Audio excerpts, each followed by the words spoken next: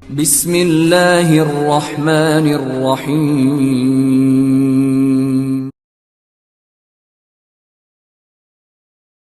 بسم اللہ الرحمن الرحیم. جیسے میں نے پہلے گزارش کی ہے جی، تمام ہمارے سوالات ہماری حتی الامکان کوشش ہوگی کہ ہم قرآن سے ہٹیں نہ بالکل، تاکہ ہر شخص اپنے گھر میں بیٹھ کے اس کو ویریفائی کرے آپ کی تمام دلائل کو. سب سے پہلا سوال یہ جی کہ قرآن مجید فرقان حمید کی سورۃ الاحزاب شریف کی آیات نمبر 28 سے شروع کیجئے اور 33 تک چلے جائیے. آپ بے شک کھول لیں آپ کو تاکہ سمجھنے میں سہولت ہو جو میں گزارش کر رہا ہوں. یا نساء النبی 28 سے شروع کر لیں آپ، جی تاکہ وہ کنٹیکسٹ کی بات ہو جائے نا. ہاں جی فرمائیے. اس میں سر گزارش یہ ہے کہ سورۃ الاحزاب کی آیت نمبر 28 سے لے کے 33 تک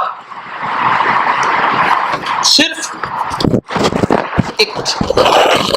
سورۃ الاحزاب شریف کی آیت نمبر 28 سے لے کے 33 تک بالکل واضح نظر آ رہا ہے کہ رسول پاک صلی اللہ علیہ وسلم کی ازواج مطہرات ہی سے خطاب ہو رہا ہے اور کسی سے خطاب ہی نہیں ہے. جب یہ آیت مکمل ہو جاتی ہے، یعنی آیت تطہیر آتی ہے، یہ سلسلہ جب پہنچتا ہے آیت تطہیر پہ، آیت تطہیر آتی ہے، اس کے بعد دوبارہ سے ازواج مطہرات کا پھر ذکر شروع ہو جاتا ہے. اب اس بحث میں ہم نہیں پڑھتے کہ واقعی کیا ذکر ہے، یعنی اسے چھوڑیے، لیکن سارے یعنی کہ موضوع ہی ازواج کرام ہے. اس پہ پھر جو ہمارے قرآنک اسکالرز ہیں، ہمارے اہل سنت جو ہیں، جیسے مفتی محمد اسحاق صاحب نے بھی یہ بات کی، انجینئر صاحب بھی کرتے ہیں، محمد علی مرزا بھائی، لیکن تمام اہل سنت مکاتب فکر والے بھی کرتے ہیں، پلس جو اس قسم کے اسکالرز ہیں جیسے علامہ جاوید احمد غامدی صاحب ہیں، جو کہ زیادہ قرآن کا وہ اپنا فوکس رکھتے ہیں، حدیث پہ کم جاتے ہیں، وہ حضرات بھی یہی بات کرتے ہیں کہ، اور اس کے علاوہ آپ کیسے اہل تشیع علماء جو اہل تشیع کو چھوڑ کے یا تو ریورٹ ہوئے ہیں سنیوں کی طرف، یا وہ بھی تقریباً بالکل قرآنک اسکالرز ہو گئے، حدیث پر سے ان کا اعتبار کم ہو گیا، ایسے آپ کے علم ہوگا بعض لوگ ہیں، تو وہ بھی یہ کہتے ہیں کہ یہ کس طرح مان لیں کہ قرآن مجید میں پورا موضوع ہی ازواج مطہرات کا چل رہا ہے، آپ بیچ میں یہ کس طرح سے لے آئے کہ یار اس سے ازواج مراد نہیں ہے بلکہ اس سے 5 دیگر ہستیاں مراد ہیں. اس کی کیا لاجک ہے؟ صحیح. کیا قرآن کے نعوذ باللہ یہ نفی نہیں؟ ٹھیک ہے، اس پہ آپ اپنا موقف دیجیے. بسم اللہ الرحمن الرحیم. الحمدللہ رب العالمین، الصلاۃ والسلام علی سید الانبیاء والمرسلین واہل بیتہ الطیبین الطاہرین المعصومین الذین اذھب اللہ عنہم الرجس وطہرہم تطہیرا. اصل یہ ہے کہ یہ آیات کا تعلق ازواج مطہرات سے ہے. ازواج مطہرات کا اللہ نے ذکر کیا ہے، یعنی آیت نمبر 28 سے لے کر 33 تک، لیکن یعنی وقرن فی بیوتکن ولا تبرجن تبرج الجاہلیۃ الاولی، اور اس کے بعد آگے یعنی جو آیت شروع ہوتی ہے انما یرید اللہ لیذھب عنکم الرجس اہل البیت ویطہرکم تطہیرا. اصل اس پہ اعتراض ہے، یعنی یہ جو مکمل یہ آیات ہیں ان میں ازواج النبی صلی اللہ علیہ وسلم کا ذکر ہوا ہے. اصل اشکال یہ ہے کہ اول اور آخر میں ازواج کا ذکر ہے، لیکن درمیان میں جو آیت ہے شیعہ استدلال کرتے ہیں، بلکہ شیعہ نہیں، تمام مسلمان اس میں انفرادی شیعہ نہیں کرتے، حتیٰ کہ امام ابن تیمیہ حرانی جیسا بندہ کہ جس نے حدیث غدیر کا انکار کیا ہے، جبکہ خطبہ غدیر اپنے وہ فتاوے میں بھی لکھا ہے اور باقی کتابوں میں بھی لکھا ہے، لیکن وہ بھی قائل ہے کہ اللہ تعالیٰ نے ان 5 کے اوپر جب یہ آیت نازل فرمائی تو اس وقت حضور اکرم صلی اللہ علیہ وسلم نے ان کے اوپر چادر کسا یعنی ڈالی ہوئی تھی، اور یہ وہ 5 تھے.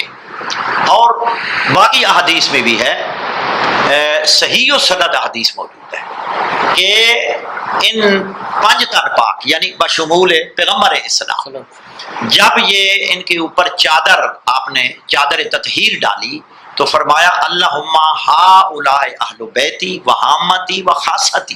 سیر و اعلام نبلہ میں بھی ہے، ترمذی میں بھی ہے، معجم الکبیر طبرانی میں ہے، باقی یعنی کتب احادیث میں یعنی بھری پڑی ہیں اس حوالے سے کہ اب اس کا نزول جو ہے. باقی یہ ہے کہ یہ درمیان میں کیوں آئی ہے، انما کلمہ حصر ہے، کلمہ حصر ہے، اس نے یہ تخصیص کر دیا. حصر کہتے ہیں دیوار کو، اب دیکھیں نا یہ مکان ہے، مکان کی جو چار دیواری ہے باقیوں سے الگ کر دینا، اسی طرح انا ماں نے ازواج سے ان شخصیات کو الگ کر دیا ہے۔ اب دیکھیں قرآن کو ہر بندہ نہیں سمجھ سکتا، بلکہ اگر صحیح و سند احادیث اس کے بارے میں ہوں، حضور خود اس کی یعنی تخصیص فرما رہے ہوں، تو دوسرے بندے کی یعنی جرأت نہیں کہ وہ اپنی طرف سے کیا سرائی کرے کہ یہ تمام ذکر یعنی ازواج النبی کا ہے، لہذا یہ درمیان میں کیسے آپ کہتے ہیں؟ ہم نہیں کہتے، بلکہ رسول اللہ صلی اللہ علیہ وآلہ وسلم کی صحیح و سند حدیث موجود ہیں کہ جب آپ نے ان 5 کو چادر کے نیچے کیا، جبرائیل یہ آیت نازل یعنی لے کر نازل ہوئے۔ حضرت ام سلمہ رضی اللہ تعالی عنہا ام المومنین ہے، انہوں نے کہا یا رسول اللہ میں ان میں شامل نہیں ہوں، فرمایا انک من ازواج النبی فتنہ ہے، دور ہو جا، کہتی ہیں فتنہ ہے تو میں یعنی دور ہو گئی۔ میں نے یہ بات صحیح و سند نیچے یعنی اپنی یہ کتاب السیف البارک میں درج بالا حدیث کی وثاقت یقینی ہے، یعنی اس آیت تطہیر کو تخصیص کہ اس سے مراد صرف یہ 4 ہیں، یعنی بشمول حضور 5 ہیں، مولا کائنات سیدہ فاطمہ الزہرا سلام اللہ علیہا، امام حسن و حسین علیہ السلام مراد ہے۔ یہ دیکھیں امام ابن تیمیہ نے، حافظ ابن تیمیہ نے لکھا ہے وَقَدْ ثَبَتَ أَنَّهُ صلی اللہ علیہ وسلم ادخلہما مع ابویہما تحت الکساء وقال اللہم ہؤلاء اہل بیتی فاذھب عنہم الرجس۔ امام ابن تیمیہ وقد ثبت یعنی بے شک، قد یعنی کیا بے شک، بلا شبہ یہ ثابت ہے کہ پیغمبر اکرم صلی اللہ علیہ وسلم نے داخل کیا ان دونوں کو، امام حسن حسین کو، مع ابویہما، ماں یعنی ان کے والدین کے، یعنی سیدہ فاطمہ زہرا سلام اللہ علیہ اور مولا کائنات کے، اور کیا کہا تحت الکساء، چادر کے نیچے۔ امام ابن تیمیہ جیسا بندہ کیا فرمایا اللہم ہؤلاء اہل بیتی، اور صحیح و سند روایت علامہ ذہبی نے بھی لکھا ہے، بہت ساری کتاب ہے میرے کتب خانے میں موجود ہے کہ جنہوں نے کہا کہ یہ بالکل صحیح ہے، خاصتی و حامتی، حامہ کہتے ہیں جو زیادہ قریب ہو، ٹھیک ہے جی۔ یعنی حضور نے، امام ابن تیمیہ منہاج السنہ جلد 2 میں صفحہ 121 ہے جو یعنی میرے کتب خانے میں، یہ مطبع بولا مصر کی ہے، اور اس کے بعد انہوں نے جلد 3 صفحہ نمبر 4 پہ یہ لکھا ہے وَأَمَّا حَدِيثُ الْقِسَاءِ فَهُوَ صَحِيٌّ رَوَاهُ أَحْمَدُ وَالتِّرْمِذِي مِنْ حَدِيثِ أُمِّ سَلَمَةَ وَرَوَاهُ مُسْلِمٌ فِي صَحِيحِهِ عن عائشہ، عن حدیث عائشہ۔ دوسری جگہ منہاج السنہ جلد 4 صفحہ نمبر 20 ہے ان هذا الحدیث صحیح فی الجملۃ فإنه قد ثبت عن النبی صلی اللہ علیہ وسلم انه قال لعلی وفاطمہ وحسن وحسین اللہم ان هؤلاء اہل بیتی فاذھب عنہم الرجس وطہرہم تطہیرا۔ اب دیکھیں یہ امام ابن تیمیہ، اس کے بعد بلکہ شاہ ولی اللہ محدث دہلوی نے لکھا ہے فمن المتواتر، شاہ ولی اللہ نے ازالت الخفاء عن خلافت الخلفاء میں، میرے پاس جو ایڈیشن ہے وہ مطبع بریلی ہے، پہلا ایڈیشن ہے، اس میں یہ لکھتے ہیں ومن المتواتر حدیث لما نازلت انما یرید اللہ لِيُذْهِبَ عَنْكُمُ الرِّجْسَ دَعَا رسول اللہ لِهَؤُلَاءِ الْخَمْسَةِ، ہے جی۔ آگے پھر انہوں نے یعنی نام لکھے ہیں کہ کن کن سے یہ مروی ہے، و ام سلمہ واصلہ و عبداللہ بن جعفر و انس بن مالک، ازالت ہوا۔ اس کے بعد یعنی اور بھی بہت ساری ادلہ موجود ہیں کہ اس آیت کا جو نزول ہے انما یرید اللہ، یہ پیغمبر اکرم صلی اللہ علیہ وآلہ وسلم نے تخصیص کر دی ہے۔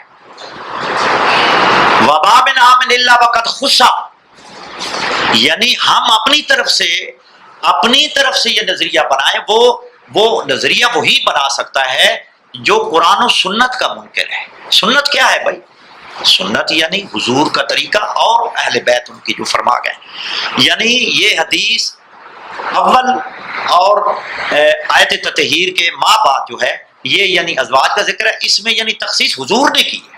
اگر آپ کے پاس کوئی دلیل ہے جو یہ کہتا ہے کہ بھائی یہ تمام آیات 28 سے لے کر 33 تک یہ تمام یعنی ازواج کا ذکر ہے، لہذا اہل البیت سے مراد یعنی ازواج ہے، یہ ہے اس کا یعنی دوسرا پہلو. اس میں ایک ضمنی سوال اگر میرا ڈال لیں آپ فرمایا. مہربانی ہے. تھوڑا اونچا بولیے. یہ جو آیت تطہیر ہے نا، اس میں یعنی اس آیت میں ہمیں ایسا لگتا ہے کہ آیت ایک ہی ہے لیکن خطاب دو بن جاتے ہیں. یعنی ازواج سے تو چل رہا تھا کنٹینیو، پھر بیچ میں اہل بیت آ گئے. تو کیا اس کی کوئی اور ایسی مثال قرآن میں موجود ہے کہ بعض لوگ یہ کہتے ہیں کہ ایک آیت میں دو خطاب کیسے ہو سکتے ہیں؟ جی ملتی ہے. میں نے میرا ایک ضمنی سورہ اچھا میں وہ یعنی بعد میں بتاتا ہوں. اب دیکھیں جو یہ کہتے ہیں کہ آیت نمبر 28 سے لے کر 28 نمبر 33 تک یعنی یہ ذکر جو ہے یہ ازواج النبی کا ہے. ٹھیک ہے جی. انما یرید اللہ جو آیت ہے اس سے بھی مراد یعنی ازواج ہے. ٹھیک ہے چلو، لیکن ان کے پاس دلیل کیا ہے؟ ہاتھو برہانکم ان کنتم صادقین. دلیل تو لو، حدیث صحیحہ سے دلیل لو. حدیث صحیحہ ہم نے پیش کی ہے. اگر ان حدیث پر کسی کو اعتراض ہے، رجالی، اسنادی، متنا، درایتاً، روایتاً، اگر کسی کو اشکال ہے میرا چیلنج ہے وہ جناب قبول کرے اور وہ اس کے بدلے میں یعنی حدیث لائے کہ جی انما یرید اللہ سے فلاں فلاں مراد ہے، ازواج مراد ہے. اب دیکھیں حضرت عائشہ ام المومنین نے چادر اٹھا کر کہا کہ یا رسول اللہ میں بھی آ سکتی ہوں؟ میں نے اپنی کتاب میں ان کو لکھا ہے. حضور نے فرمایا انک من ازواج النبی، تو ازواج نبی میں سے ہے. ان میں یعنی ان میں نہیں ہے. تفسیر ابن کثیر میں ہے، باقی بھی کتب حدیث ہزاروں کتب یعنی 20 کتب حدیث میں میرے کتب خانے موجود ہیں، باقی بھی کتاب خانوں موجود. لیکن کوئی حدیث لو صحیح و سند کے جس سے یہ یعنی مراد ہو. یہ تخصیص حضور نے کی ہے اور سب نے اس کو تسلیم کیا ہے. اب یہ اشکال ہوتا ہے کہ ما قبل ما بعد ازواج کا ذکر ہے تو یہ کیسے ہو سکتا ہے کہ درمیان میں؟ اب یہ ہے کہ جو علوم قرآن پر کتابیں لکھی گئی ہیں فنی، ان کا آپ مطالعہ کریں. تفسیر اتقان فی علوم القرآن پڑھ لیں. اس کے بعد بہت سے علماء نے علوم قرآن پر کتابیں لکھی ہیں. مولانا شمس الحق افغانی کی کتاب ہے علوم قرآن پر، اور مولانا تقی عثمانی کی بھی ہے، اور بھی یعنی ہر مسلک کے علماء نے علوم قرآن پہ شاہ صاحب کتابیں لکھی ہیں. وہ قرآن کا اسلوب آپ دیکھیں، قرآن کا منہج پہلے سمجھ لیں کہ بہت ساری آیات درمیان میں آ گئی ہیں. اب دیکھیں سورہ اقرا کہاں تھی، کب نازل ہوئی، کہاں ہے؟ آیت تکمیل کہاں تھی، کہاں ہے؟ لہذا یہ ترتیب توقیفی ہے، حضور نے کی ہے. باقی سورہ لقمان میں مثال کے طور پر آپ یعنی یہ سورہ لقمان آپ دیکھ لیں، اس میں یہ تذکرہ ہے کہ یہ ساتھ ہی ہے، بس یہ آ گیا. اب دیکھیں سورہ لقمان کی آیت نمبر 13 یہ ہے وَإِذْ قَالَ لُقْمَانُ لِابْنِهِ وَهُوَ يَعِظُهُ يَا بُنَيَّ لَا تُشْرِكْ بِاللَّهِ إِنَّ الشِّرْكَ لَظُلْمٌ عَظِيمٌ. یہ آیت نمبر کیا ہے؟ 13. یہاں آیت یعنی یہ کس کا قول ہے؟ حضرت حکیم لقمان کا. اس کے بعد وَوَصَّيْنَا الْإِنسَانَ بِوَالِدَيْهِ إِلَى آخِرِهِ، یہ آیت یعنی 14-15 تک، یعنی 15 تک یہ آیات جو ہے وہ درمیان میں اللہ کا کلام آ گیا. اب جہاں اللہ کا کلام آیا ہے اس کے بعد فوراً یعنی حضرت لقمان کا قول آ گیا یا بنیا انہا ان تکو مثقال حبہ. آگے پھر جناب لقمان کا کلام آ گیا. اصل یہ ہے کہ جو یہ اشکال کرتے ہیں نا کہ یہ جی درمیان میں وہ میں تو یہ مشورہ دوں گا، اصل یہ ہے کہ قرآن کی مبادیات علوم قرآن پر وہ دسترس رکھیں، پھر قرآنی آیات کو سمجھیں، کیونکہ بار بار قرآن کہتا ہے کہ تدبر کریں. یہ نہیں ہے کہ آپ نے یعنی حفظ کرنا ہے یا بس آیات یاد کر لی یا پڑھ لیا. تدبر کہ نظر عمیق فکر سے قرآن کو پڑھیں. اچھا علامہ صاحب اس میں لہٰذا علوم قرآن وہ پڑھیں، علوم قرآن اور منہج قرآن، اسلوب قرآن پڑھیں گے تو وہ کبھی یہ اشکال نہیں کریں گے. کیوں؟ ان کے اشکال کو رفع کرتی ہے حضور کا خود عمل. ان 5 کو مخصوص کرنا یہ ان کے اشکال کو رفع کرتا ہے. اچھا اس میں گزارش کروں نا، جی انجینئر محمد علی مرزا بھائی جو ہے نا وہ ایک بات کرتے ہیں کہ قرآن اپنی حفاظت خود کرتا ہے نا. جیسے ابھی آپ نے فرمایا نا کہ جی یہاں پہ حضرت لقمان علیہ السلام کا قول آ رہا ہے، درمیان میں اللہ رب العزت وحدہ لا شریک کا کلام آیا ہے، آگے پھر حضرت حکیم لقمان علیہ السلام کا قول آ گیا ہے اور بھی جگہ نہیں. لیکن آپ کو پڑھ کے سمجھ تو آ گئی نا. اب سوال یہ ہے کہ اس آیت کو اگر ایک سادہ بندہ پڑھے نا تو وہ کیسے یہ سمجھے گا یہ بات کسی اور کی ہو رہی ہے؟ وہ تو کہے گا ازواج کے ذکر ہے. دیکھیں سادہ اور ترتیب اور دوسری گزارش یہ ہے کہ ایک بات اور کلیئر کر دیجیے گا کہ جو آپ نے فرمایا نا کہ سورۃ یہ جو اقرا بسم ربک الذی خلق والی سورت ہے، سورۃ شریفہ یہ نازل ہوئی ہے، سب سے پہلے اس کا مقام کچھ اور ہے اس وقت قرآن مجید. تو اس میں آپ کا کیا موقف ہے کہ جو قرآن مجید کی جو ایک سورت ہے، ایک تو یہ ہے کہ ایک سورت کا نزول ہی بعد میں ہوا ہے، اس کا اس وقت اس کی ترتیب توقیفی پہلی ہے، ٹھیک ہے، یہ دوسری ہے، اور ایک پہلے ہوئی ہے لیکن بعد میں ہے. لیکن کیا ایسا بھی ہوتا ہے کہ ایک آیت ہے وہ ایک ہی موضوع سے متعلق چلی آ رہی ہیں لیکن ان کا بھی الگ الگ نزول ہو لیکن اب اکٹھی ہیں قرآن مجید میں؟ اس میں آپ کا کیا موقف ہے؟ بہت ساری ہیں ایسی آیات بھی یعنی کہ ایک سورت کے اندر بھی مختلف مواقع پہ نازل ہوئی ہیں. جی بالکل مختلف یعنی مواقع پہ، اور اس میں آپ یعنی اتقان پڑھیں فی علوم. وہی میں کہہ رہا ہوں نا. آپ دیکھیں نا، آپ کہہ رہے ہیں کہ اگر جی کوئی ایسے یعنی قرآن پاک پڑھ لے اور وہ تصور اس کو یعنی ازواج میں کرے گا، بھائی اس کو پڑھنا ہی نہیں چاہیے. دیکھیں ہر علم کے لیے کوئی طریقے ہیں. جس فن میں آپ جائیں اس فن کو پہلے سمجھیں، اس فن کو، اس علوم کو سمجھیں. اب کیا ہے، ہر بندہ قرآن کی تفسیر لکھ رہا ہے، ہر بندہ قرآن آیات کا ترجمہ کر رہا ہے، یہ نہیں ہے. آپ دیکھیں مقدمہ تو تفسیر پڑھیں، حافظ ابن تیمیہ کا پڑھ لیں، اس کے بعد ہمارے ایت اللہ فاضل لانکرانی کا پڑھ لیں، مدخل تفسیر پڑھ لیں. یعنی انہوں نے تفسیر کو سمجھنے کے لیے اسلوب، قاعدے، ضابطے بنائے ہیں. انما یرید اللہ، ہر بندہ کیسے بھائی وہ سمجھے جی اس سے مراد ازواج ہے. اس کو چاہیے، میں تو مشورہ یہ دوں گا کہ قرآن کو سمجھنے کے لیے پہلے وہ یعنی مبادیات علوم قرآن پڑھ لے، پھر قرآن کو پڑھے، پھر وہ سمجھے. اچھا علامہ صاحب اس میں کیونکہ یہ لیکچر آپ کا وہ لوگ بھی سنیں گے نا جو قرآنسٹ ہونے کا دعویٰ کرتے ہیں نا، جو بالکل حدیث کو مانتے ہی نہیں. ہم تو ہر ایک کے لحاظ سے بات کر رہے ہیں. اب وہ حضرات اکثر ایک دلیل دیتے ہیں، وہ کہتے ہیں جی یہ تو قرآن میں تو بار بار آتا ہے کہ ہم نے اس کو سمجھنے کے لیے آسان کر دیا ہے. تو آپ نعوذ باللہ یہ کہتے ہو جی عام بندہ سمجھ نہیں سکتا تو ہدایت کہاں سے پکڑے گا؟ اصل یہ ایک انگریز ہے وہ پہلے جناب آپ کے ایران جائے گا یا وہ پہلے سعودیہ جائے گا، یہ کہاں جائے گا؟ اب یہ دیکھیں، یہ تو سوال یعنی اب سے ہے. اگر قرآن ایسے سمجھنا آسان ہوتا تو حضور کو ساتھ نبی بھیجنے کی ضرورت نہیں تھی. دیکھیں معلم ضروری ہے. یعلمہم الکتاب والحکمہ، یہ میرا رسول حکمت اور کتاب کا معلم ہے. قرآن کہتا ہے کہ میں نے معلم بھیجا ہے. آپ کہتے ہیں جی آسان ہے جناب، میں بھی سمجھ سکتا ہوں. قرآن میں ہے نا کہ آسان ہے. ہم نہیں، آسان کا مطلب مدکر، آسان یعنی آسان کا مطلب یہ نہیں ہے. آسان کا یہ اس آیت کا آپ یعنی سبب نزول دیکھیں نا، وہ کس یعنی مورد پہ یعنی نازل ہو جائے. کہ وہ لوگ کہتے جی ہمیں قرآن سمجھ نہیں آتا، اس کا مقصد یہ تھا کہ آپ یعنی حضور کے پاس آئیں تو سمجھے نا. اچھا. معلم کے پاس آئیں تو سمجھے.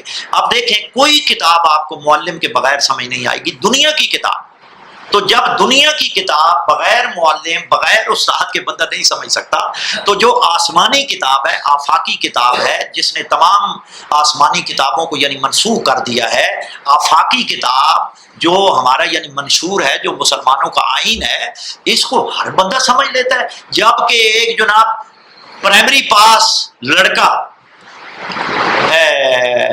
میٹرک کی کتاب سمجھا سکتا ہے، پڑھا سکتا ہے میٹرک والوں کو؟ نہیں پڑھا سکتا. جب دنیا کی یعنی کتابیں بغیر معلم کے سمجھ نہیں آتی، تو قرآن پاک اس لیے اللہ نے رسول کو معلم بنا کے بھیجا، اور اس کے بعد صحیح و سند روایات، صحیح و سند شیعہ سنی میں فرمایا. یعنی اپنی آخری وصیت جو حضور فرما گئے ہیں، حجۃ الوداع پہ بھی فرمایا، متعدد مقامات پہ. علامہ ابن حجر حتمی نے سوائے کے مورکہ میں لکھا ہے کہ متعدد موارد پہ آپ نے یہ حدیث ثقلین فرمائی کہ قد ترکت فیکم امرین وقد ترکت فیکم امرین انی تارک فیکم الثقلین انی تارک فیکم خلیفتین کاملتین. متعدد یعنی تشریح. کیا چھوڑا؟ یعنی وصیت ہے حضور کی یہ کہ میں عنقریب جانے والا ہوں، میرا وقت آ گیا ہے، میرا بلاوا آ گیا ہے، میں 2 چیزیں چھوڑے جا رہا ہوں۔ آپ دیکھیں رسول بھی کتاب کے ساتھ معلم کو چھوڑ کر گئے ہیں، یہ نہیں کہا کہ کتاب آپ کو جناب سمجھ آ جائے گی لہٰذا میں تو جا رہا ہوں۔ لیکن میرا یہ ایک سوال ہے، میرے پاس دیوبندی حضرات اپنے علماء آتے ہیں، دوست آتے ہیں، میں ان سے یہ سوال کرتا ہوں کہ آپ کہاں یعنی متفق علیہ حدیث بخاری اور مسلم دونوں کی لم تستخلف رسول اللہ، لم یستخلف رسول اللہ، لم یستخلف رسول کسی کو خلیفہ نہیں بنا گئے، خلیفہ بھی نہیں بنا گئے، کتاب بھی نہیں دے گئے۔ بہرحال یہ ایک یعنی الگ، لیکن ہمارے ہاں بھی ہے، اہل سنت کے ہاں بھی ہے کہ حضور کتاب بھی مرتب کر کے گئے ہیں اور اپنے نمائندے معلم میں کتاب بھی چھوڑ کر گئے ہیں۔ وہ کیا ہے؟ یہی حدیث ترکت فیکم انی تارک فیکم ثقلین فیکم خلیفتین، خلیفوں کو بھی مسئلہ حل فرما گئے کہ میرے 2 خلیفے ہیں۔ کون؟ اللہ کی کتاب ہے، کتاب اللہ ہے، وَعِتْرَتِي عَلَى بَيْتِي وَإِن تَمَسَّكْتُم بِهِمَا لَن تَضِلُّوا بَعْدِي، اگر ان دونوں کی پیروی کرتے رہو گے، لن یعنی تاکید کے لیے آتا ہے، تم ہرگز، یعنی میں ضمانت لے رہا ہوں، رسول امت کی ضمانت لے رہا ہے، لیکن امت نے جو اشر کیا ہے وہ آپ کے سامنے ہے، وہ یعنی علم نشرہ ہے، واضح ہے۔ اب یعنی اگر تم نے تمسک کیا، شرح مقاصد میں سعد الدین تفتزانی نے بڑی لطف کی بات کی ہے، انہوں نے کہا کہ آیت تطہیر حدیث ثقلین اگر مسلمان سمجھ لیتے تو نہ قرآن کو چھوڑتے اور نہ اہل بیت کو چھوڑتے، کہ اہل بیت کو اللہ نے یعنی حضور نے قرآن کے ساتھ ملا دیا ہے، لن یفترقا حتی یرد علیہ یا لن یتفرقا حتی یرد علیہ، یہ دونوں ایک دوسرے سے جدا نہیں ہوں گے حتیٰ کہ حوض کوثر پر میرے پاس آئیں گے۔ یہ ان کی عصمت کی دلیل ہے۔ بھائی اہل بیت قرآن کے ساتھ، قرآن اہل بیت کے ساتھ ہے، اگر اہل بیت کو یہاں معصوم نہیں مانو گے، وہ کوئی بھی خطا کریں گے قرآن ان سے جدا ہو جائے گا، یعنی ان کا عمل قرآن کے خلاف ہو جائے گا۔ اور بڑی بات کی ہے ملا معین ٹھٹوی نے، ملا معین ٹھٹوی کی دراسات النبی شاہ ولی اللہ محدث دہلوی کے شاگرد ہے، اور شاہ ولی اللہ محدث دہلوی کے مکتوبات آپ پڑھیں، نادر مکتوبات لاہور سے چھپ چکے ہیں، میری لائبریری میں بھی ہیں، اور اس کے بعد مکتوبات فقیر اللہ سندھی، فقیر اللہ سندھ کے تھے، بہت بڑے یعنی نام ہے ان کا، انہوں نے بھی یعنی ذکر شاہ ولی اللہ جو جن القاب کے ساتھ ملا معین ٹھٹوی کو یاد کیا ہے، استاد ہونے کے باوجود یعنی اتنے لقب دیے ہیں، کہتے ہیں کہ اگر آپ نے دین لینا ہے تو اسی سے لو۔ دراسات النبی میں وہ لکھتے ہیں کہ حدیث ثقلین سے اہل بیت کی عصمت ثابت ہوتی ہے، کوئی مانے نہ مانے۔ اب دیکھیں ماننا نبیوں کا کام بھی نہیں ہے، منوانا پیغمبر نے، اللہ نے فرمایا میرے حبیب پہنچا دو، یہ جانے اور میں جانے، آپ کا کام ہے ابلاغ، منوانا نہیں ہے، نبی کا کام بھی منوانا نہیں ہے۔ اب دیکھیں حدیث ثقلین دلالت کرتی ہے کہ حضور اپنے بعد معلم بھی، یعنی کتاب کو معلم بغیر نہیں چھوڑا، اگر آپ نے دین لینا ہے تو قرآن، کیونکہ یہ ہے کتاب صامت۔ نعتیں کیا ہے؟ جس طرح جنگ صفین میں شاہ ولی اللہ محدث دہلوی نے ازالت الخفا میں لکھا ہے کہ جب یعنی معاویہ کی فوج نے قرآن نیزوں پہ بلند کیے، قرآن کو فیصلہ یعنی کیا ہے اس پہ کرتے ہیں، حکم مان لیں، تو مولا علی نے بڑے جملے فرماتے ہیں تم نے نعتے کے قرآن کو نہیں سمجھا، مجھے کہتے ہو قرآن کے فضلے، میں نعتے کے قرآن۔ اصل یہ ہے کہ امت نے سمجھا نہیں ہے، یعنی کیسے ہم کہتے ہیں کہ ہر بندہ جو نا آپ قرآن سمجھ لے اپنی مرضی سے، نہ یعنی مدرسے میں پڑھا، نہ کسی یعنی عالم کے سامنے پڑھا۔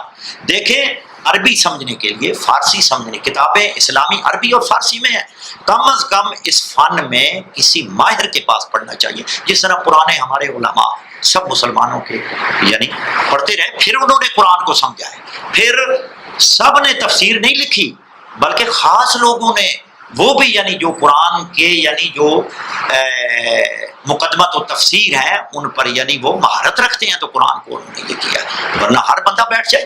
اس لیے حضور کی یہ جو وصیت ہے یہ یعنی دلالت کرتی ہے کہ آپ 2 خلیفے چھوڑ کر گئے، اور یہ حدیث میں نے یعنی اپنی کتاب میں بھی لکھا ہے، باقی میرے پاس یعنی مصادر کافی ہیں حدیث ثقلین کے حوالے سے۔ ہماری اب یہ ہے، اب دیکھیں ہم جو سنی بھائیوں کی کتابوں کے حوالے دیتے ہیں، ہم اس لیے نہیں حوالے دیتے کہ ہمارا جناب سارا مذہب ان کی کتابوں میں ثابت ہو تو ہم جناب دلیلیں نہیں، ہم یعنی معیدات کے طور پر یعنی شاہد کے طور پر دلیل دیتے ہیں. بھائی ہم قائل نہیں ہیں، صرف ہمارے ساتھ سنی بھائی بھی قائل ہیں، یہ ہم یعنی دلیلیں دیتے ہیں. اب دیکھیں مثال کے طور پر، آپ یعنی تھوڑا لمبا نہ ہو جائے، یہ میرے سامنے وہ شاید میں لایا ہوں، ہاں یہ ہے.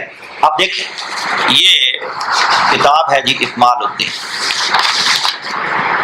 یہ بالکل صحیح سند کے ساتھ 240 صفحے 240 صفحے، یعنی یہ مختلف الفاظ. آپ دیکھیں شاہ صاحب یہ پوری سند جو ہے نا، پوری سند حدثنا محمد ابن یہ ہے حدثنا محمد بن زیاد بن جعفر الحمدانی رضی اللہ تعالی حدثنا علی بن ابراہیم بن ہاشم عن ابیہ عن محمد بن ابی عمیر.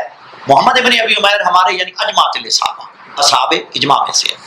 اب دیکھیں جناب عن غیاث بن ابراہیم عن الصادق جعفر بن محمد عن ابیہ محمد ابن علی عن ابیہ علی ابن الحسین عن ابیہ الحسین ابن علی قال سئل امیر المومنین صلوات اللہ علیہ. امام حسین علیہ السلام نے اپنے بابا علی سے پوچھا عن معنی قول رسول اللہ انی مخلف فیکم الثقلین کتاب اللہ و اطرتی.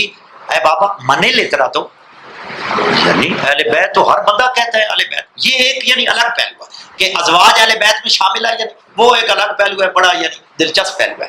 وہ ہے یعنی گھر کے لیے اہل بیت، جس طرح یعنی یہ میرا یعنی مجمع نظر یہ نہیں ہے کہ میں توہین کر رہا ہوں. اہل بیت یعنی بلی کو بھی بولا گیا، مسند احمد ابن حنبل میں بھی ہے اور دوسری کتابوں میں میرے حوالے لگی صحیح و سند بالکل.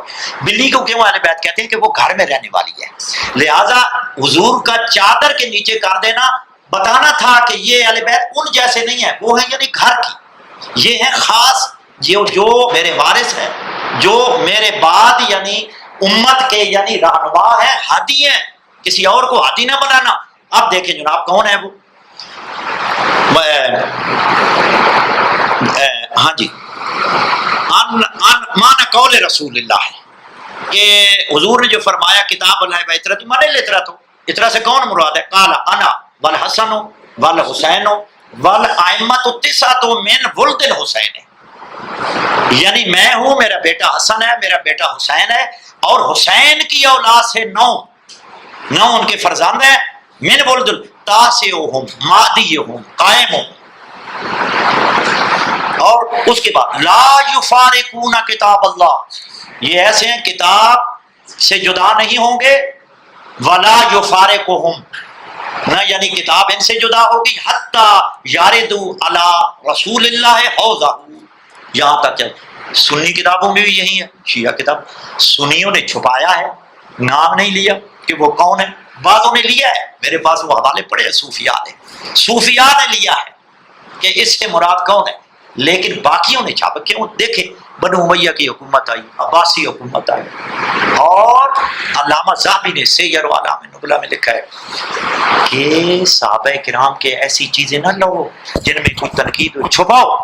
اور ایک محدث ابو امانہ نے یہ صحیح سند کے ساتھ کتاب السنہ میں خلال نے لکھا ہے کہ ابن ابو امانہ محدث نے، یعنی بہت بڑا نام ہے ان کا، بخاری کا راوی ہے سارے، اس نے ایک کتاب لکھی یعنی صحابہ کرام میں. دیکھیں وہ معصوم تو نہیں ہے، ظاہر ہے غلطیاں ہوئی ہیں ان سے، انہوں نے کتاب لکھی. اب جناب انہوں نے بہانے سے وہاں کے اس زمانے کے مولویوں نے کہا یار وہ بندے نے لکھی ہے، نام بڑا ہے اس کا، اگر وہ چیزیں ساری آ گئی نا، کیونکہ یہ حکومتوں کی. شاہ ولی اللہ محدث دہلوی نے حجت اللہ البالغہ میں لکھا ہے کہ ہمارا مذہب حکومتوں کے یعنی کی سرپرستی میں ہمارا آیا ہے، ہمارے مذہب کی سرپرستی حکومتوں نے کی ہے. حنفی مذہب جو آیا ہے اعتراف کیا، اور یہ یقینی ہے، حتمی ہے، بالکل میرے سامنے قرآن ہے، باقی کتابوں میں یہ لکھا. اب دیکھیں وہ کہ کیا میں بات کر رہا تھا، ہاں حدیث ثقلین. آپ کیونکہ ٹائم نہیں ہے لمبی نہ ہو جائے گفتگو. اب دیکھیں کہ یہ کیا یعنی فرما رہے ہیں حضور کہ میرے بعد یہ ہے. اس کے بعد بھی یہ معانی الاخبار کا بھی میں نے حوالہ لکھا ہوا ہے، باب یعنی معنی الثقلین، وہاں بھی شیخ صدوق نے صحیح سند کے ساتھ. اب دیکھیں ہماری متعدد کتابوں میں صحیح و سند کی روایات، صحیح و سند روایات کے ساتھ ائمہ اہل بیت اور حدیث ثقلین ان کے یعنی اہل بیت سے کون مراد ہے، جب ہے تو ہم نے اپنی کتابیں مانی ہیں یا دوسری؟ ہم ان کی کتابوں سے تائید پیش کرتے ہیں کہ تم بھی مانو، تمہاری کتابوں میں بھی یہ باتیں لکھی ہیں، لہذا یہ میں بطور یعنی مثال یہ پیش کر رہا ہوں، ورنہ سنی کتابوں میں بھی وہی ہے حدیث ثقلین ساری چیزیں۔ تو اس لیے نا جی بات یہ ہے کہ یہ جو ازواج کا ذکر ہے، ازواج النبی کا، یہ بطور یعنی کیونکہ وہ نبی کے گھر میں رہنے والی ہیں اس لیے اہل بیت ہیں۔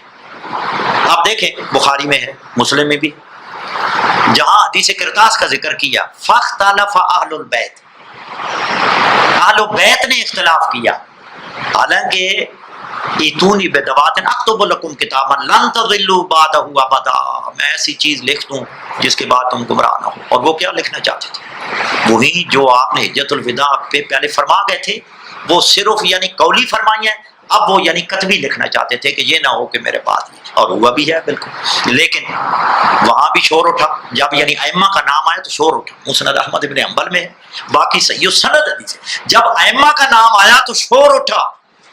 تو جابر بن سمرہ کہتا ہے دخلت علی النبی ما ابی، تو میں یعنی حضور کی خدمت میں اپنے باپ کے ساتھ گیا، میں نے پوچھا کیا بات ہے؟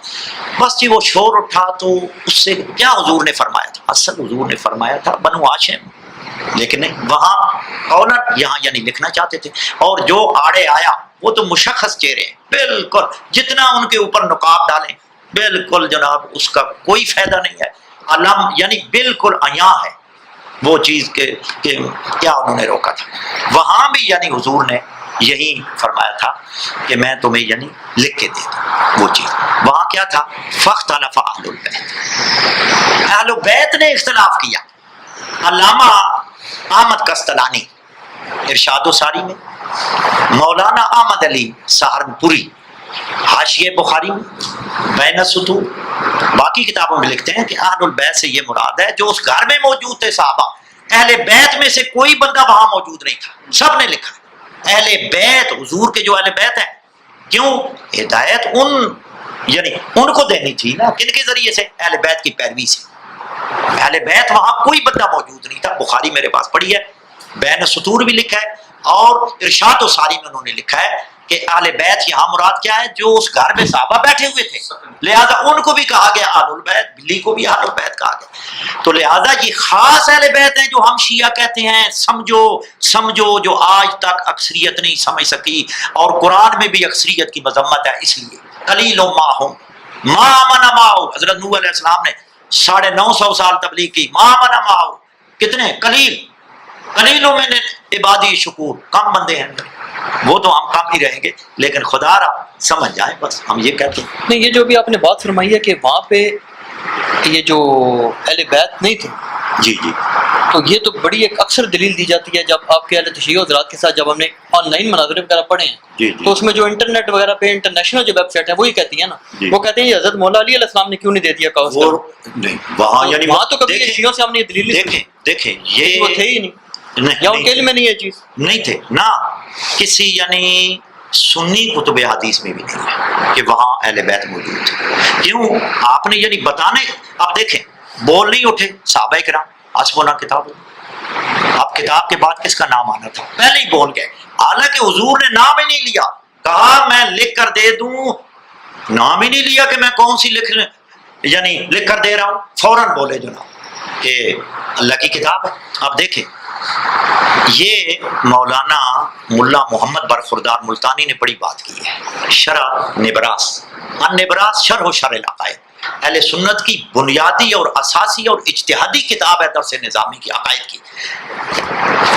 عبدالعزیز مولانا عبدالعزیز پرہاروی نے اس میں لکھا ہے، آل کی شرح کرتے ہوئے شرح عقائد نصفی کی شرح، انہوں نے کہا جی آل سے مراد سب اقوال ہیں مختلف، بعض کہتے ہیں کلو تقیین، بعض کہتے ہیں فلاں فلاں۔ وہ ملا محمد برخوردار ملتانی حاشیہ عربی میں لکھتا ہے، ملتان سے چھپیا، میرے پاس تو مطبع ہاشمی یعنی میرٹھ کا پہلا ایڈیشن ہے 1301 ہجری کا، لیکن اسی کا فوٹو ملتان سے چھپ چکا ہے۔ انہوں نے لکھا ہے کہ مجھے مولانا عبدالعزیز پرہاروی کی بات نہیں سمجھ آتی کہ سب آل ہے، کیسے سب آل ہے بھائی؟ حضور نے سنن ابو داؤد میں بھی ہے، سب میں ہے کہ حضور نے قربانی دی، ایک امت کے لیے، ایک یعنی آل کے لیے. صحیح و سند حدیث ہے شاہ صاحب کہ یہ قربانی میری آل بیت کے لیے ہے اور یہ امت کے لیے. آپ کہتے ہیں کلو تقین آل بیت، وہ نہیں ہو سکتا. پھر انہوں نے دلیل دی ہے کہ حدیث حضور نے جو فرمایا کہ میں دو چیزیں تمہارے درمیان چھوڑے جائیں، انی تارکم فیکم ثقلین. مخاطبین اولین کون تھے؟ صحابہ کرام تھے. اور ان کے درمیان چھوڑے، فیکم تمہارے درمیان چھوڑے جا رہا ہوں. آیا وہ چیزیں جن کو چھوڑے جا رہے ہیں ان کے درمیان بیٹھی ہوئی ہیں؟ تو یہ تو کلام یا بس ہے. ملا محمد برخوردار ملتانی بہت بڑے یعنی جید عالم تھے، ان کی کتابیں میرے پاس ہیں، عربی میں لکھی انہوں نے. وہ کہتے ہیں کہ اس سے تو حضور یعنی اگر تمام اہل بیت ان کو مراد لیا جائے تو یہ حضور کا کلام یعنی بنتا ہی نہیں ہے. لہذا مخاطبین اور ہیں، جو چیزیں چھوڑے جا رہے ہیں وہ اور ہیں. لہذا وہاں جو حضور فرما رہے ہیں کہ میرے بعد آپ گمراہ نہیں ہوں گے، میں لکھ کر دے دوں. آیا اہل بیت بھی گمراہ ہو سکتی ہے جن کو فرما رہے ہیں کہ میں قرآن اور اہل بیت چھوڑے جا رہا ہوں، ایک دوسرے سے جدا نہیں ہوں گے؟ یہ بھی فرما رہے ہیں. اور پھر جناب فرما رہے ہیں کہ وہ اہل بیت بھی علی نے کیوں نہ لکھوایا؟ علی کو لکھوانے کی کیا ضرورت تھی؟ امت کے لیے لکھوانا چاہتے تھے. علی کو تو امام بنانا چاہتے تھے کہ بھائی ان کو مان جاؤ، لیکن انہوں نے جھگڑے کیے. دوسری وہ روایت پیش کرتے ہیں، اس میں میں نے لکھا بھی ہے. اور میرا یعنی 8 سال علماء دیوبند کے ساتھ میرا یعنی تاریری مباحثہ رہا ہے. تاریری مباحثہ، اس پر بھی میں نے کیا نام ہے حاصل بحث کی ہے. پوری یعنی مکمل مستدل یعنی وہ بحثیں ہیں. یہ خدامی تھے ہمارے چکوال کے قاضی مظہر حسین، گزرے ہیں، تکفیری ہیں. یہ حق چار یار میں، اور میرا تھا یعنی افکار عارف میں. 8 سال ہمارا مباحثہ رہا.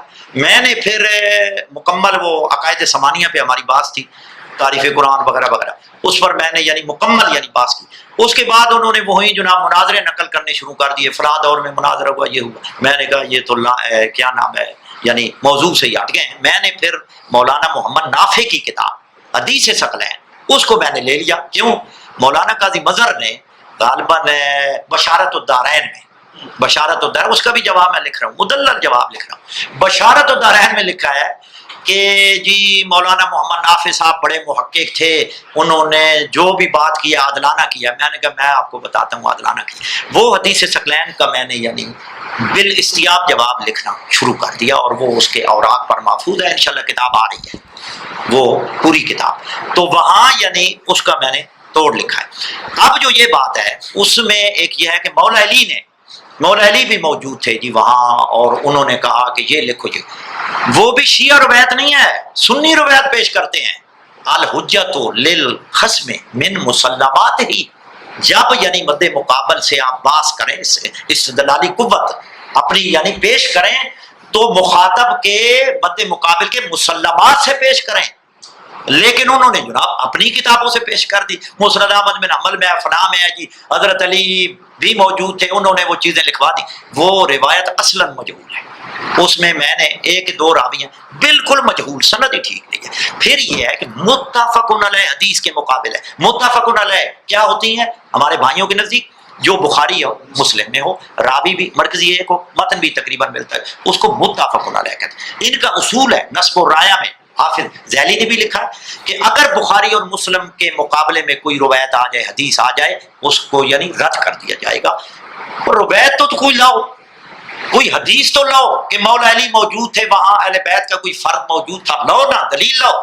ہم تمہارے سامنے دلیلیں عدلہ تمہاری مسلمات سے یعنی لا چکے ہیں کہ اہل بیت کا کوئی فرد وہاں موجود نہیں تھا. اور پھر ملا محمد برخوردار ملتانی نے فیصلہ کر دیا کہ حضور نے جو فرمایا انی تارک، وہ بھی یعنی اسی حدیث کو آپ نے وہ لائے ہیں. ملا محمد برخوردار ملتانی غالباً صفحہ نمبر 10 ہے اس کا، اس پہ وہ لائے ہیں کہ حضور نے یہ فرمایا 2 چیزیں میں چھوڑے جا رہا ہوں. تو یہ کیسے ہو سکتا ہے کہ مخاطبین میں 2 چیزیں چھوڑے جا رہے ہیں؟ کن میں چھوڑے جا رہے ہیں؟ ان میں یعنی فرق ہے نا. جن کو چھوڑے جا رہے ہیں وہ وہاں موجود نہیں ہیں، یعنی ان کے لیے چھوڑے جا رہے ہیں. کس کے لیے؟ کہ تاکہ وہ گمراہ نہ ہوں. یعنی ان کا دامن تھامو گے تو گمراہ نہ ہوں گے. سعد الدین تفتزانی نے شرح مقاصد میں بھی یہی بات لکھی ہے کہ اللہ نے قرآن اور اہل بیت کو ملا دیا ہے. ان کی اگر پیروی دونوں کے ساتھ تمسک رکھو گے ہرگز یعنی گمراہ نہ ہوں گے. اور یہ اس پر لمبی بات ہے حدیث ثقلین پہ تو یعنی کئی گھنٹے چاہیے. دوسرا لوگ تھا جس کے اندر اس طرح ہے نا کہ ایک کہتا تھا جو رسول کہتے ہیں وہ کر دو، اور ایک کہتا تھا کاغذ قلم نہ دو. رسول اللہ کی بیماری یہ تو جو کہتے تھے کہ کاغذ قلم دے تو وہ کون سا کرو؟ بھائی وہ دیکھیں اصل یہ ہے کہ وہاں یعنی بخاری مسلم بھی ہے نا گروپ دونوں بن گئے. بھائی ما آتاکم الرسول فخذوہ وما نہاکم عنہ فانتہوا، میرا حبیب جو دے دے وہ لے لو، جس سے منع کرے رک جاؤ.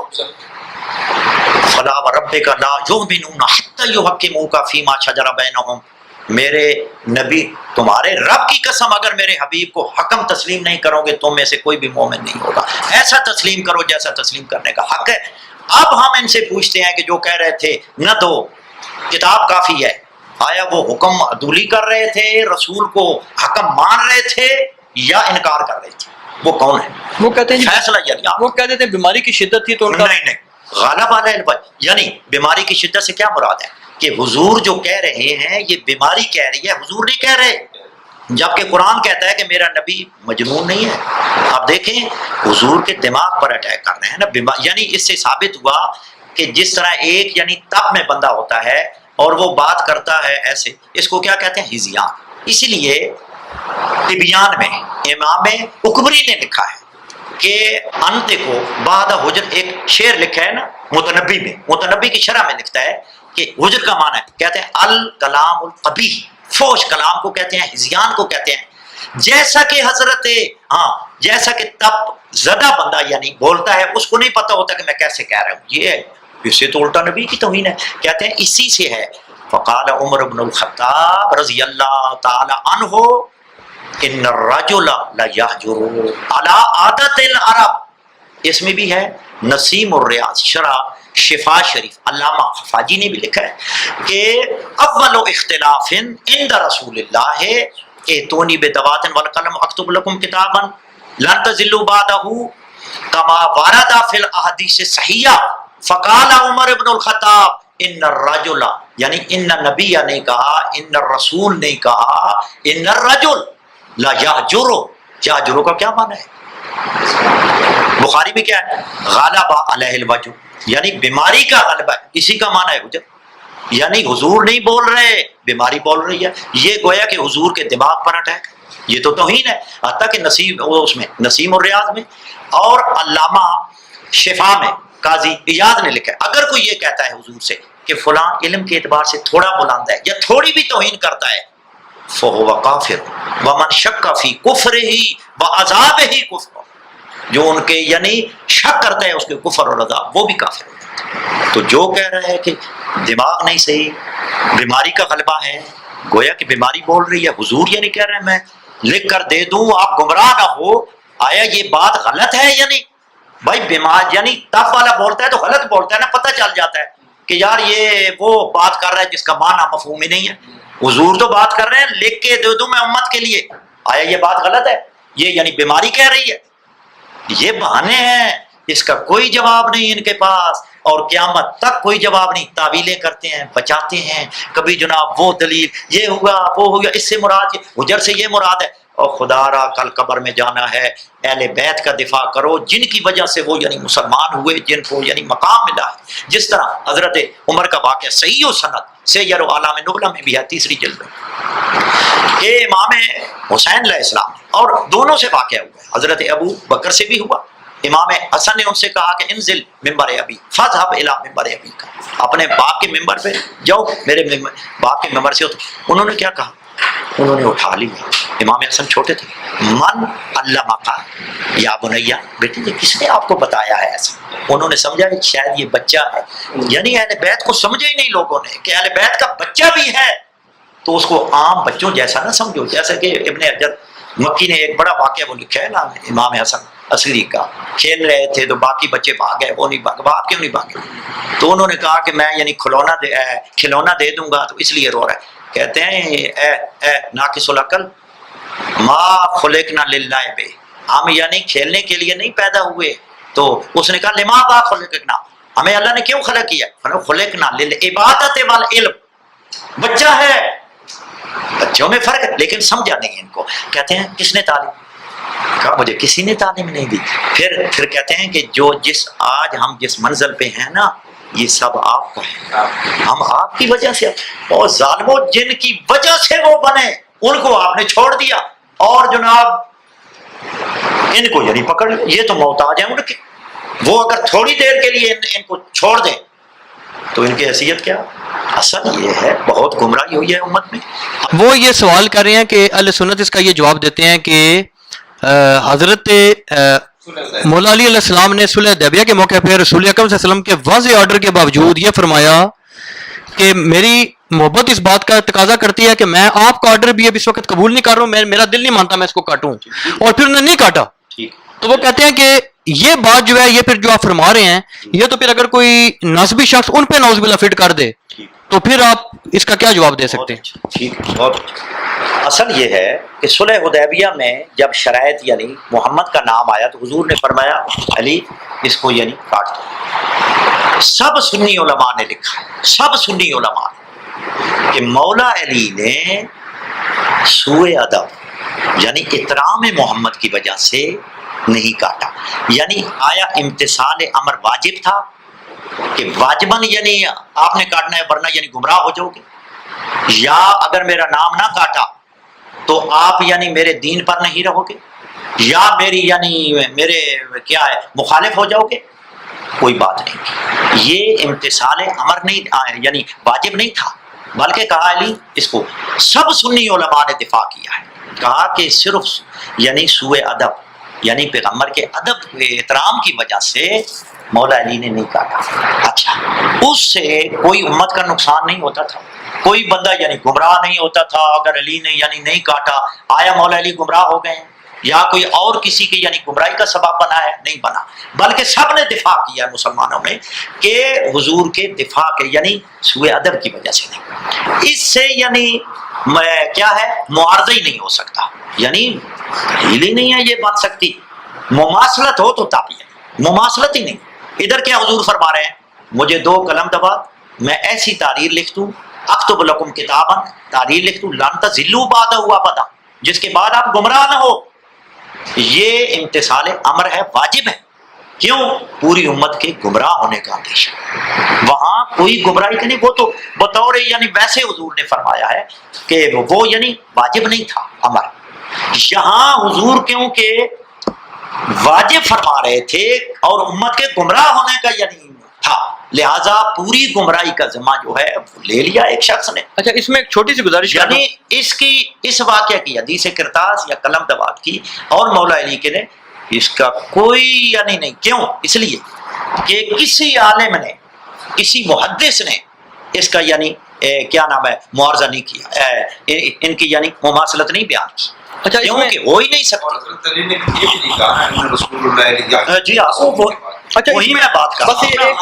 علامہ صاحب آپ سے وہ اٹیک نہیں کیا, پہلے بڑی بات ہے لن تزلوا بات. اچھا, ایک ضمنی سوال جی گمراہ نہ ہو جاؤ. کہ ہمارے اہل سنت بھائیوں کی طرف سے یہ اعتراض آتا ہے کہ اہل تشیع جو ہے حدیث کرتاس پر بہت بات کرتے ہیں. تو حدیث کرتاس اہل سنت کی روایت ہے, ان کے ہاں ہے حدیث کرتاس. یہ ان کا جانون سوال ہے کہ جب آپ کے ہاں ہماری حدیثیں حجت ہی نہیں ہے تو آپ بحث کیوں کرتے ہیں حدیث کرتاس پر؟ دیکھیں یہ ایک اہل سنت کی طرف سے اعتراض ہے. بالکل آپ کی بات صحیح. ٹھیک ہے. اور دوسرا آپ نے جو یہ عرض کیا نا کہ مولا علی علیہ السلام نے وہ نام نہیں مٹایا, یہ روایت بھی اہل سنت کی ہے. تو آپ اس پر اگر بات کریں تو کیا تشیع میں یہ روایت ہے؟ شیعہ کی نہیں ہے. ہاں صحیح سنت کے ساتھ. یہ ان بھائی نے سوال کیا جی کہ علامہ صاحب سے کہ جو حدیث کرتاس ہے نا, اور یہ میرے ذہن میں نہیں تھی چیز, انہوں نے اچھا ہوا ہے یہ ہمارے بھائیوں نے سوال کر دیا ہے کہ کیونکہ میں نے یہ مناظرے کی انٹرنیشنل ویب سائٹوں پہ آج سے 15-20 سال پہلے یہ چیزیں پڑھ لی تھیں کہ وہ حضرات یہ کہتے ہیں جی کہ اہل سنت کی طرف سے آپ انجینئر صاحب کی زبان میں پکی کہہ لیں. جیسے علامہ صاحب نے ہمیں پکی دی, ان کو پکی انہوں نے یہ دی, ان کو تو نہیں دی, 15-20 سال پہلے کی دی ہوئی ہے کہ آپ حدیث کرتاس پیش کر رہے ہیں نا دلیل کے طور پہ اہل تشیع, تو آپ اس کی اپنی کتابوں سے سند پیش کریں نا, سنیوں کی کتابوں سے کیوں پیش کرتے ہیں؟ اچھا, اور دوسری بات انہوں نے یہ کی کہ وہ کہتے ہیں جی کہ یہ جو بات آپ فرما رہے ہیں نا کہ حضرت علی نے مٹایا یا نہیں مٹایا, تو وہ کہتے ہیں جی یہ بھی شیعوں کی روایت کوئی نہیں ہے. اچھا, میرا اس میں سر ایک تھوڑا سا عقلی اعتراض ہے, بلکہ اعتراض نہیں اسی کے بیچ میں کر دوں تاکہ سوال ختم ہو جائے. پہلا سوال ہی ماشاءاللہ سے آپ کا تو علم ہے, پھر وہ گھنٹے سے اوپر چلا گیا. बस मैं गुजारिश करूं छोटी सी कि एक सवाल अकली तौर पे हमारे अहले सुन्नत हज़रात ये कर सकते हैं आपसे कि जो अमल हज़रत अली अलैहिस्सलाम ने किया है, जो कि सारे सुन्नी उनको अपनी ईमान की जान समझते हैं, अगर ये हज़रत उमर रज़ी अल्लाह अन्हु ने किया होता तो क्या आपका इस पे क्या फतवा होता? देखें, ये आप समझ लें इंजीनियर मोहम्मद अली मिर्जा जलमी साहब वाले स्टाइल में आपको फकी है।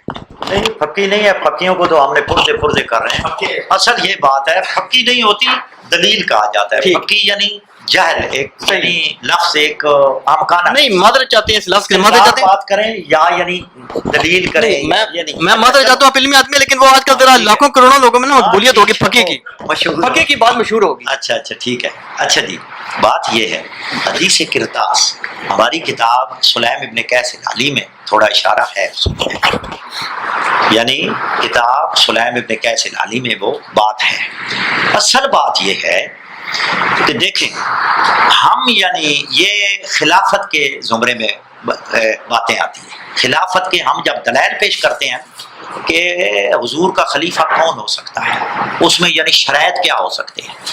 अब देखें, अल हुज्जतु लिल खस्म मिन मुसल्लमातिही, रशीदिया का कानून है जदल आसन का, वजादिलहुम बिल्लती ही आसन। जदल आसन का ये उसूल ज़ाब्ता कायदा है कि अगर अपनी दलील व बुरहान पेश करनी है तो मद्दे मुकाबिल के मुसल्लमात से करें। हदीस किरतास, हदीस सकलैन का हुजूर ने कतबी तौर पे यानी पेश करनी थी। हदीस सकलैन है असल, वो हुजूर पेश करना चाहते थे। हमारे यहाँ भी एहतजाज तबरसी में मौजूद है कि मौला अली ने नाम लिखवाए थे, साहबा ने कुछ नाम लिखे हैं, इसका यानी वो मिलता है यानी हदीस किरतास का कि हुजूर जो लिखवाना चाहते थे क्या था, वो यानी एहतजाज तबरसी में मौजूद है। दूसरा ये है कि ये रवायात तो यानी सुन्नी किताबों में पाई जाती है, लिहाजा आपके यहाँ तो है नहीं, तो आप किस तरह हमारी यानी हदीस किरतास से वो एहतजाज करते हैं? हम एहतजाज उनके मुसल्लमात से करते हैं कि आप कहते हैं कि फुला फुला खलीफा राशिद हैं, फारूक हैं, फुला हैं, उनकी पूरी जिंदगी ऐसे गुजरी, हम उनके मुसल्लमात से पेश करते हैं। भाई तुम बोलते हो, तुम्हारे मुहद्दिसीन बोल रहे हैं, तुम्हारे इमाम बोल रहे हैं कि उन्होंने हुजूर के हुक्म अदूली की है, नाफरमानी की है, उन्होंने ये यानी हुजूर पर तोहमत लगाई है, इज़ियान की लगाई है। हम तो उनको क्या कहते हैं, शिया तो उनको यानी इमाम भी नहीं मानते, मुक्तदा भी नहीं मानते, इसलिए हम उनको मानते ही नहीं है। हम तुम्हारी किताबों से दलील देते हैं, भाई इन्होंने ये किया है, तुम्हारी बुखारी और मुस्लिम में लिखा है, हमारे यहाँ लिखी हो न लिखी हो। अच्छा सर, ये आपके तो सवाल से ना मेरे ज़हन में एक सवाल आ गया जो मुझे एक अहले सुन्नत मुफ्ती साहब ने भी कहा था आपने करना है, वो आपकी दलील से मुझे याद आ गया कि आपने फरमाया कि हम हज़रत उमर रज़ी अल्लाह अन्हु को, और हज़रत उमर का क्या जिक्र करना कि मतलब है जो खुलफाए सलासा तीनों को नहीं मानते ना, आपका हक है अपना माने, लेकिन उसमें एक सवाल उन्होंने किया है, वो कहते हैं आपने अहले तशय्युअ के जो मुस्तनद तरीन आलिम है ना, जब मैंने उनको बताया उन्होंने कहा जी आपने एक सवाल उनसे जरूर पूछना है कि आप कुरान किनका जमा किया हुआ मानते हैं, आपके पास अपना या उन्हीं तीन खुलफा वाला मानते हैं?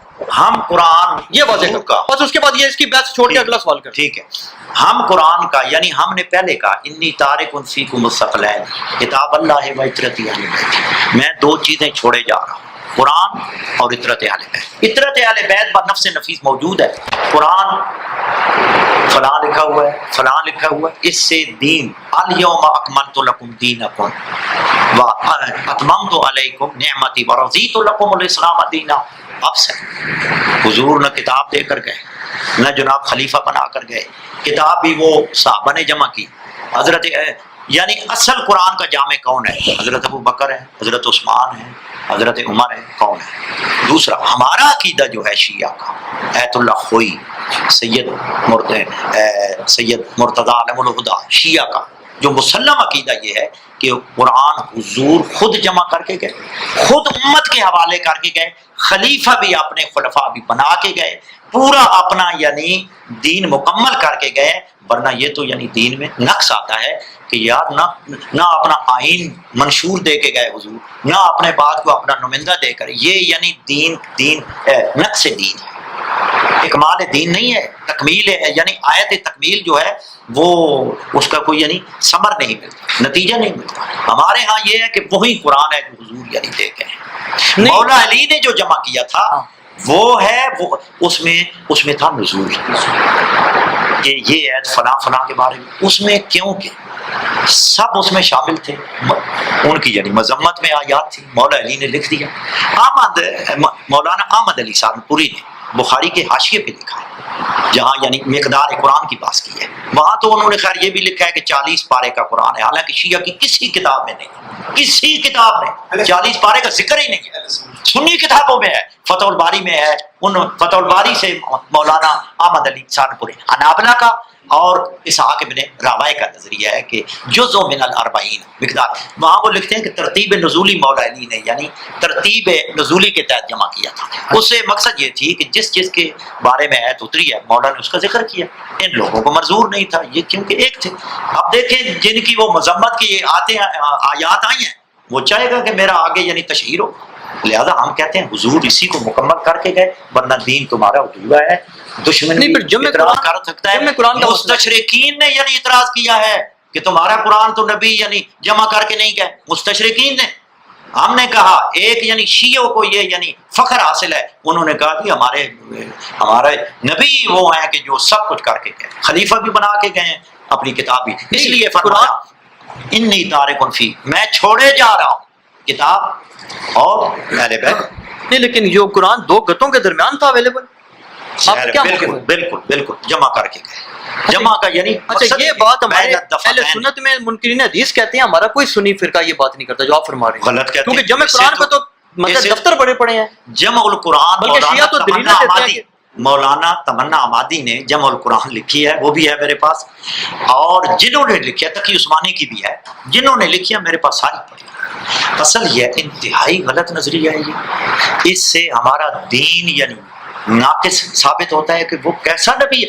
اب دیکھیں بخاری میں, وہ تو آپ کو یعنی پتہ ہے, یہ یعنی تحصیل حاصل ہے, سب کو پتہ ہے. ویسے میں کہہ رہا ہوں کہ حضرت عمر کا جو واقعہ ہے, بیٹے نے کہا بھائی بنا کر جائے, یعنی ان کو اتنا خیال ہے.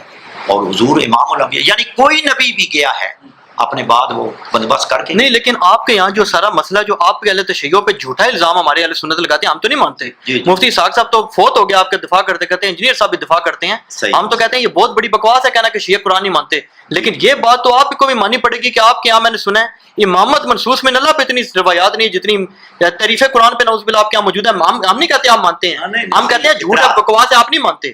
لیکن بری پڑی ہیں, کس لیے بری پڑی ہیں؟ اگر جمع قرآن والا مسئلہ ہی نہیں تو شیعوں کا تو اعتراض ہی شیعوں پر یہ ہے کہ بھائی یہ کہتے ہیں کہ نعوذ باللہ خلفائے ثلاثہ نے کیا. ان کے قدیم علماء یہ کہتے تھے کہ انہوں نے نعوذ باللہ ہمارے مطلب کی جو آیات تھی وہ نہیں پیش کی, اماموں کے نام تھے نہیں پیش کیے. تو آپ فرما رہے ہیں کہ شیعہ اس بات کے قائل ہی نہیں ہے کہ صحابہ نے اکٹھا کیا ہے. تو یہ الزام آپ پہ کیسے لگ گیا؟ یہ یعنی ایسی بات نہیں ہے. اصل یہ ہے کہ جو تحریف قرآن کی روایات ہیں وہ سنی اور شیعہ کتابوں میں, لیکن ہر فرقے نے ان کو رد کیا. نہیں لیکن اگر رسول پاک صلی اللہ علیہ وسلم کے دور میں جمع ہوا ہوتا ہے 2 گتوں کے درمیان, تو کسی کا دماغ خراب ہے وہ یہ ایسی روایتیں گھڑے گا؟ دیکھیں روایتیں تو بنائی گئی, روایتیں تو ایسی گھڑی گئی نا کہ 2 گتوں کے درمیان نہیں. دیکھیں نہیں موجود تھا بالکل. آپ دیکھیں یہ کہتے ہیں جی کہ شیعہ تعریف قرآن کے قائل ہیں.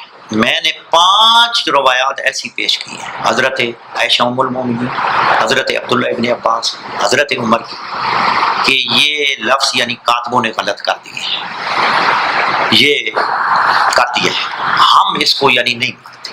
ہمارا جمہور تشیع کا یہ عقیدہ ہے کہ یہ قرآن وہی ہے جو حضور یعنی جمع کر کے گئے ہیں, ورنہ ہمارا دین جو ہے وہ ناقص ہوتا ہے. جو بھی شیعہ پر اعتراض کرتا ہے یہ غلط کرتا ہے. باقی میں یعنی مجھے نہیں پتا تھا, مجھے بعد میں پتا چلا کہ مولانا محمد اسحاق صاحب, حالانکہ مجھ سے ملتے رہے, کوئی ہماری بات نہیں ہوئی ایسی, مجھے کسی نے بتایا کہ ان کے تو لیکچر ہیں کہ شیعوں کے ہاں کوئی یعنی صحیح و سند روایت ایسی نہیں ہے کہ جو 12 اماموں پر یعنی نص ہو.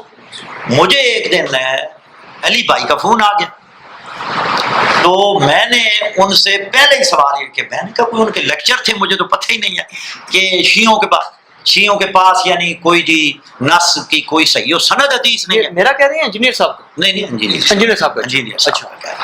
اچھا وہ میں نے ان سے پہلے ہی سوال یہ کیا, میں نے کہا کہ میں نے یہ سنا ہے کہ ان کی وہ یعنی جی شیخ صاحب وہ ان کی پہلی تھی تقریریں, یعنی ان کے اس قول سے بات سے پتہ چلتا ہے, ممکن ہے بعد میں ان کو پتہ چل گیا ہو اور وہ پرانے وہ ریکارڈ ہوئے.